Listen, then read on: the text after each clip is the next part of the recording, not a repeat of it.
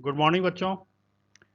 आज के लेक्चर में हम लोग एक टाइप स्टडी पढ़ने जा रहे हैं। मतलब एक एनिमल का पूरा डिस्क्रिप्शन, जैसे कि आप जोलॉजी के किसी पेपर में पढ़ते हैं, वही हम पढ़ने जा रहे हैं। अभी तक हम लोग क्लासिफिकेशन और दूसरे डिटेल्स पढ़ रहे थे कॉर्डेटा के, और फिश का क्लासिफिकेशन हमने पढ़ लिया। तो फर्स्ट पेपर में जो पहली टाइप स्टडी पढ़नी है आपको, दैट इज स्कॉलियोडॉन। स्कॉलियोडॉन मछली आपके लिए नई नहीं है।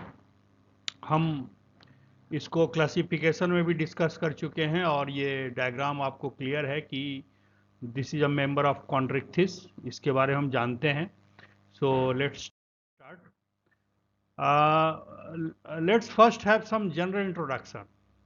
इसमें स्कॉलियोडॉन या डॉग फिश शार्क जिसको कहते हैं, this is being studied all over the world. दुनिया के हर देश में इसको पढ़ा जाता है, क्योंकि ये कॉमनली अवेलेबल है इंडियन ओशन में, और अभी हम ज्योग्राफिकल डिस्ट्रीब्यूशन देखेंगे दूसरी जगह भी। इसका जो बेसिक प्लान है वो तो फिश का होता है, खास तौर से जो कार्टिलेजिनस फिश होती है उसका बेसिक प्लान होता है। लेकिन इसको पढ़ने के बाद जो वर्टिब्रेट एनिमल्स हैं, जो उनका भी एक आइडिया लगता है, क्योंकि शायद ये पहला वर्टिब्रेट एनिमल है जो आप पढ़ रहे हैं। अभी तक आपने जो पढ़ा था वो प्रोटोकॉर्डेट्स पढ़े थे, या फिर वर्टिब्रेट में भी आपने पढ़ा था तो कुछ ऐसी मछलियों को पढ़ा था जो एग्नाथा के मेंबर थे। So this is the member of Gnathostomata and vertebrate. हम यहाँ पे जो इंडियन डॉग फिश है, एक पाई जाती है इंडियन ओशन में, स्कॉलियोडॉन सोरोकोवा, इसके बारे में पढ़ने जा रहे हैं, जिसका एक मोनोग्राफ लिखा था 1928 में। एक बहुत रिनाउंड जोलॉजिस्ट थे, ई.एम. थिलियम पेल्लम। तो उन्होंने इसका पहले मोनोग्राफ लिखा था, ठीक है। और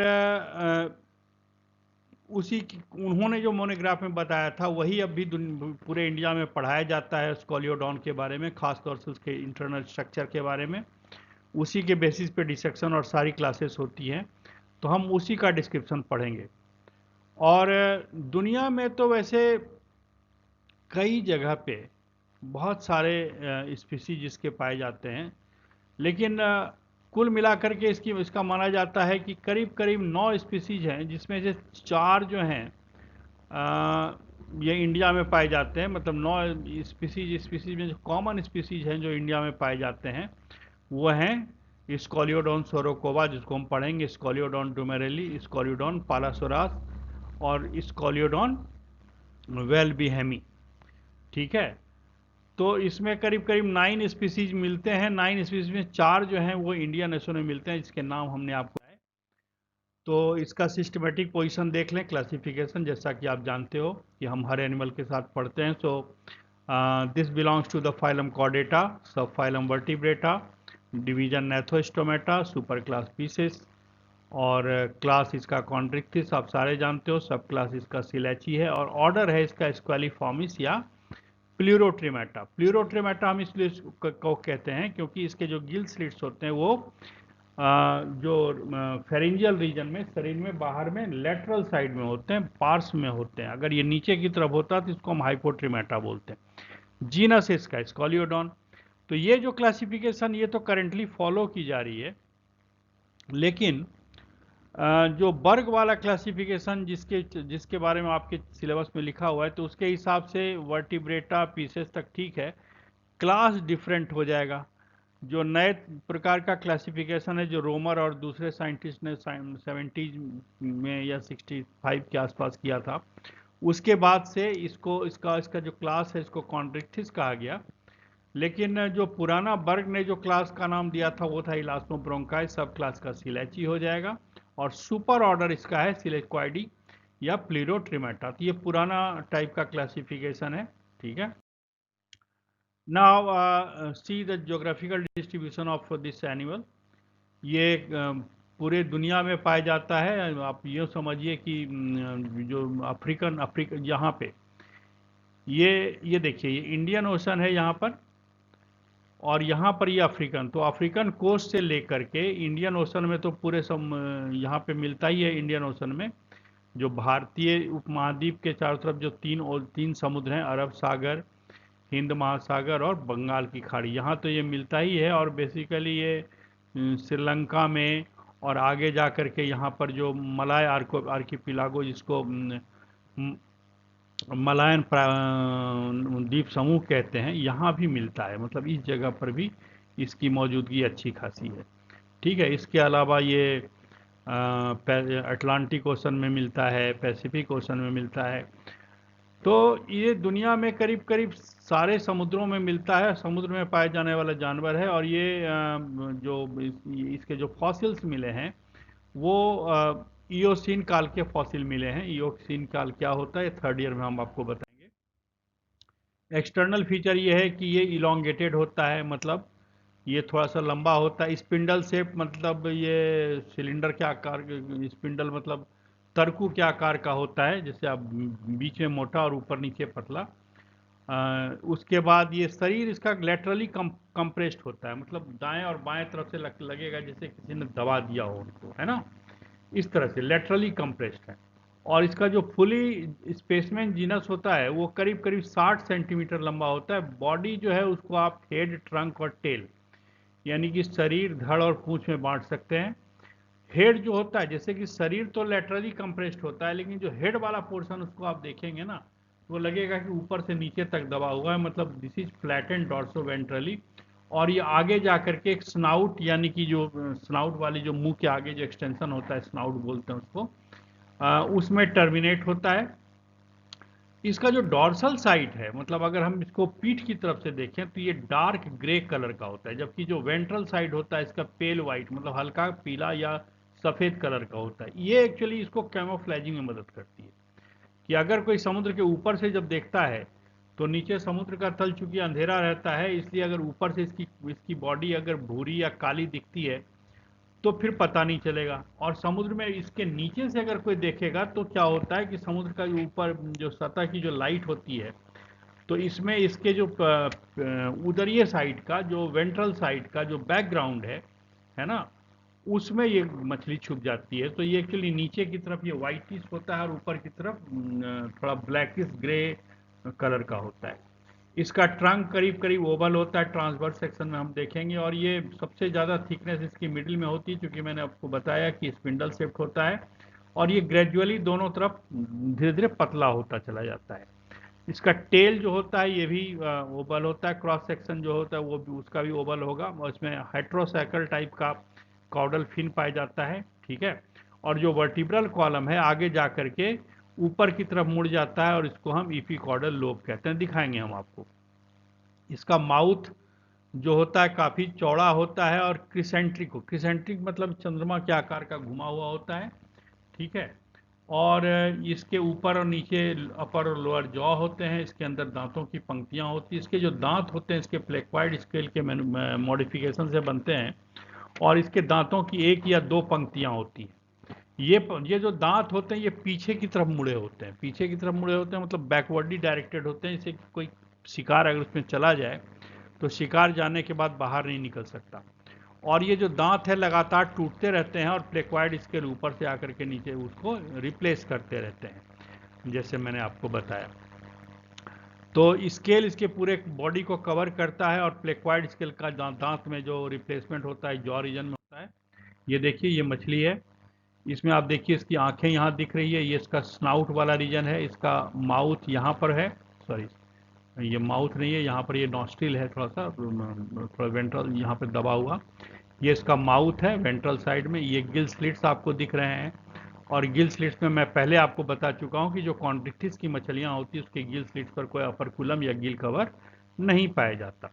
इसमें देखिए दो डॉर्सल फिन है, एक ये है और दूसरा ये है। दोनों डॉर्सल फिन एक दूसरे से थोड़ा बीच में गैप है, और आगे वाला बिल्कुल ज़्यादा बड़े बड़े आकार का है, त्रिभुजाकार है। और ये इसकी लैटरल लाइन सिस्टम जारी है, मतलब ये इसके पार्श्व रेखा तंत्र है। ये एक संवेदी अंग होता है जिसके बारे में हम संवेदी तंत्र में पढ़ेंगे।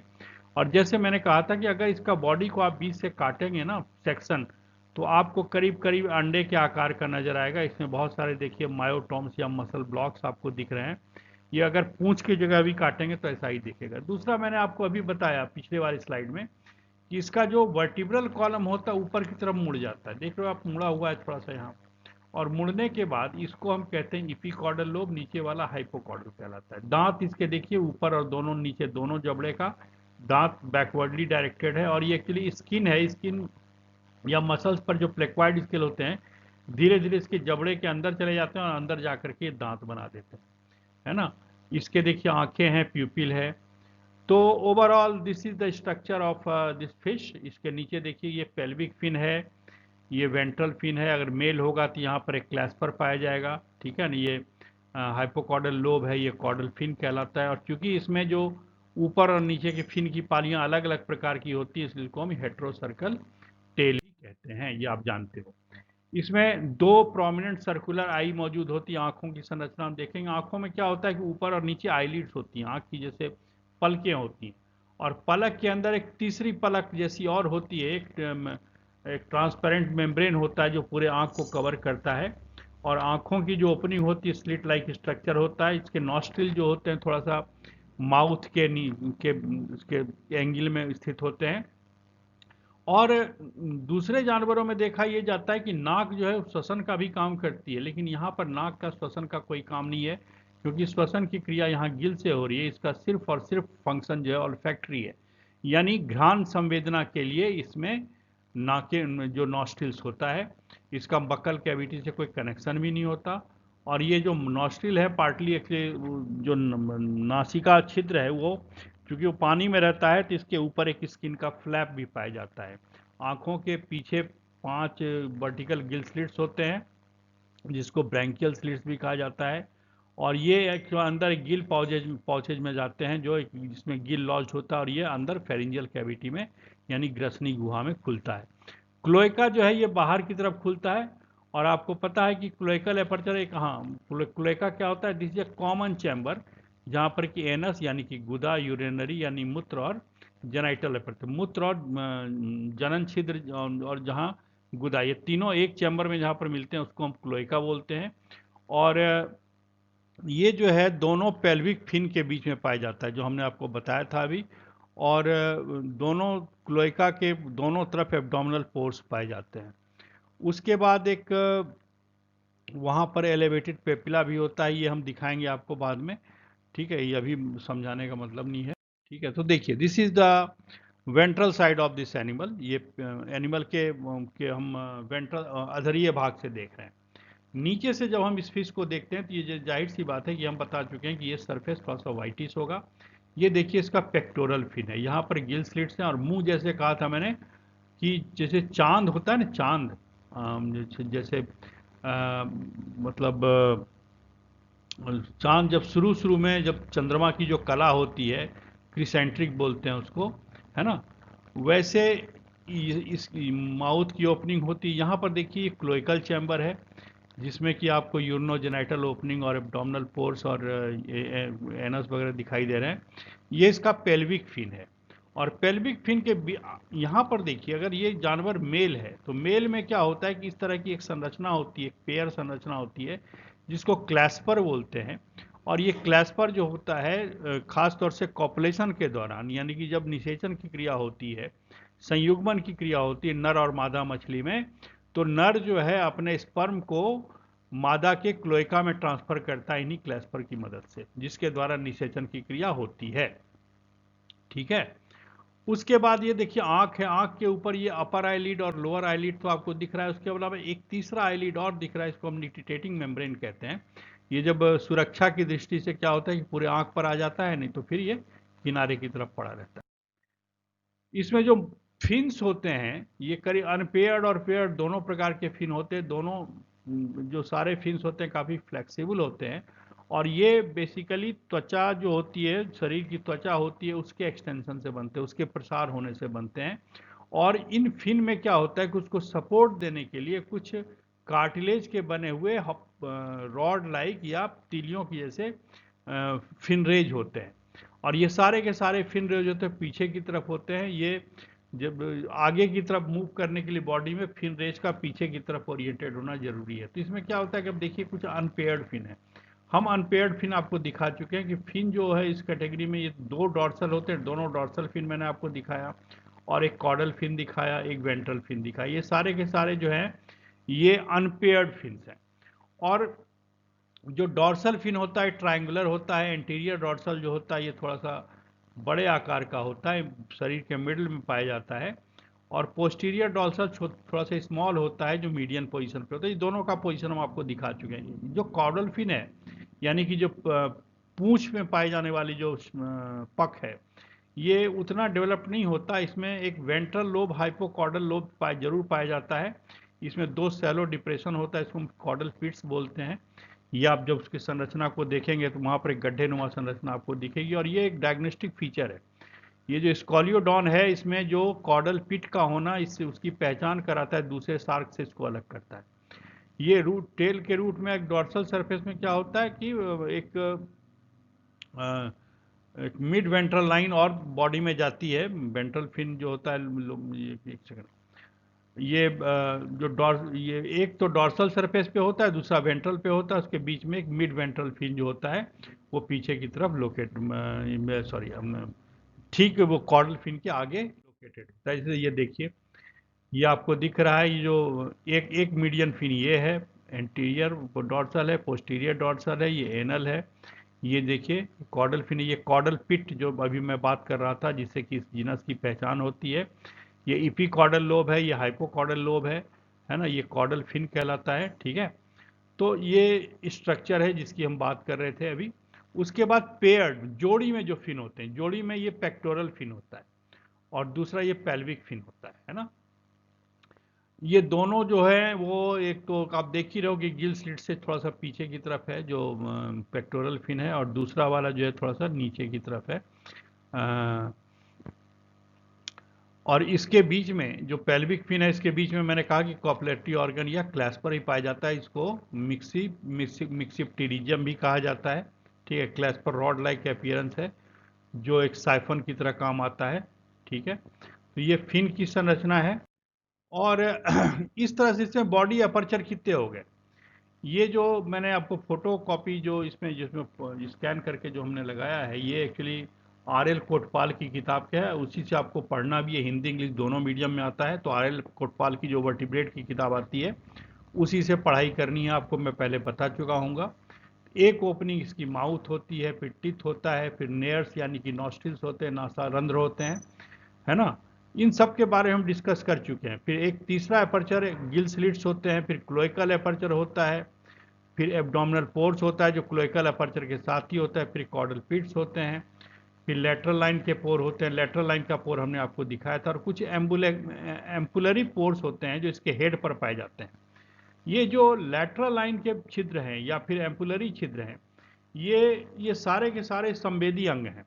मतलब होता क्या है, इन छिद्रों के नीचे, जैसे अगर लेटरल लाइन या पार्श्व रेखा तंत्र है, तो इन छिद्रों के नीचे एक नलिका जाती है, और इस छिद्रों से पानी नीचे चला जाता है। और उस नलिका के नीचे क्या होता है, कुछ संवेदी अंग होते हैं, संवेदी कोशिकाएं होती हैं, जिसको न्यूरोमास सेल कहते हैं। वो न्यूरोमास सेल जो है ये सेंस करती है, जो पानी का जो मूवमेंट होता है उसको सेंस करती है। ये इसके तो एम्पुलरी पोर्स इसकी जब हम ये पढ़ेंगे, या जब संवेदी तंत्र पढ़ेंगे, तो हम इसकी चर्चा करेंगे। तो आज के क्लास में हम इतना ही बताने जा रहे हैं आपको। इसके बाद इस एनिमल के बारे में, इसके आगे की कहानी हम इसके दूसरे पार्ट में पढ़ेंगे। Thank you very much.